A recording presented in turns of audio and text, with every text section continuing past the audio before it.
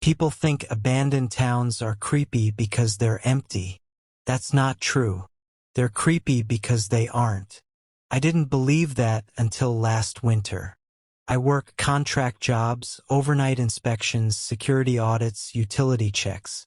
The boring stuff no one else wants. That's how I ended up being sent to a place most maps don't even label anymore. The town was called Graybridge. It sat near the border, one of those places that used to thrive until the industry dried up and the river got contaminated. Officially, it was evacuated over a decade ago. Unofficially, a handful of people refused to leave. My job was simple. Verify power readings at a relay station on the edge of town and confirm no one was squatting inside the municipal buildings. One night, in and out. That's what they told me. I arrived just after sunset. Snow was already settling in, thick enough to swallow sound. The welcome sign still stood, cracked and faded. Graybridge EST 1891. Someone had spray-painted over it recently. Do not stay after dark. I assumed it was a joke. Locals do that kind of thing all the time. The town itself looked frozen in time. Cars still parked along the road. Storefronts with mannequins dressed for seasons long past. Christmas lights hanging year-round, unplugged, dusty. No lights anywhere. No smoke. No movement. But something felt off. Not like I was being watched.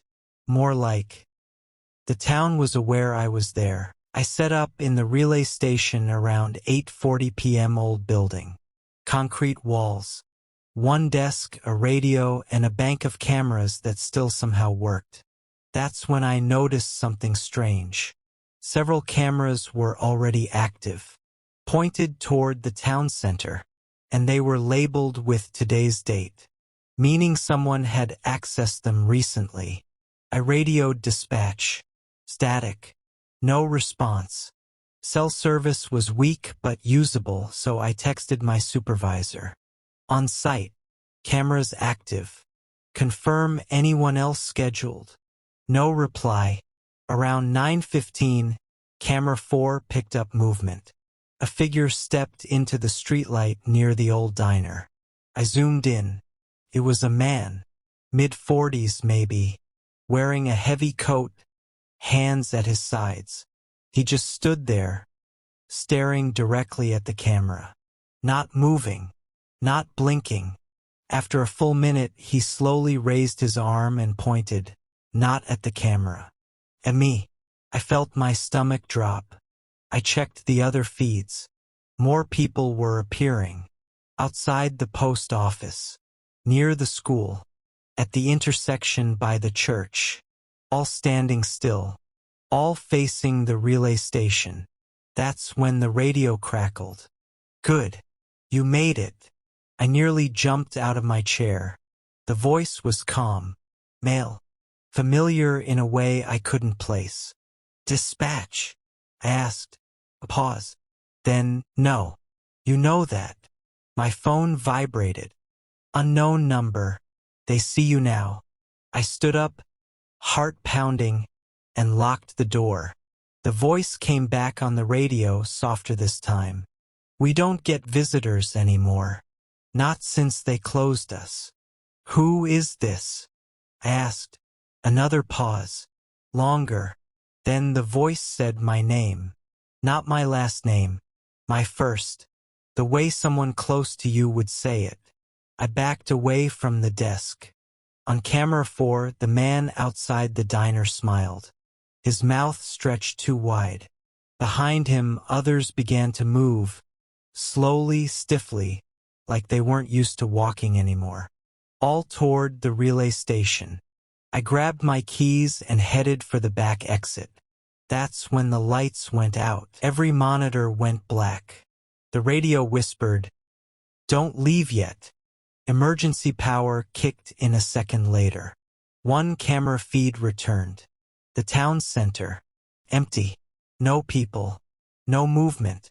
Except for something written across the snow. Letters dark against the white. Stay. My phone buzzed again.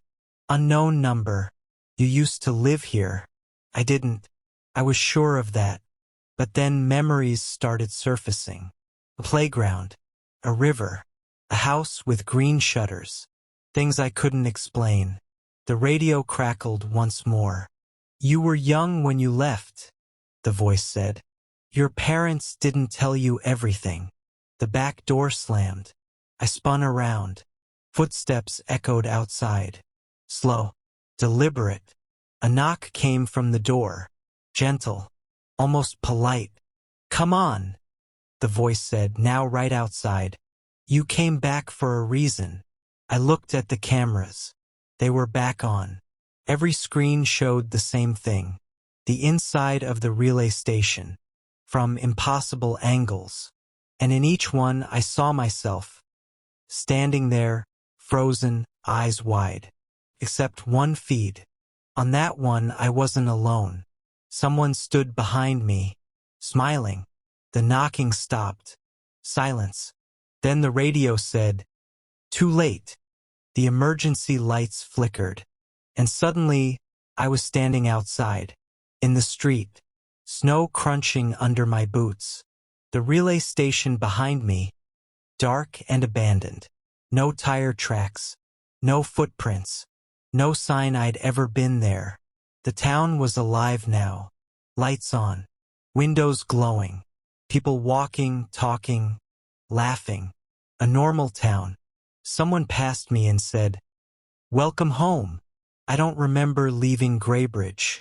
I woke up 2 days later in a hospital miles away. They said I was found on the roadside, hypothermic, confused. No record of Graybridge exists anymore. No maps. No documents. But sometimes late at night my phone lights up. No number. Just a message. You can't leave twice.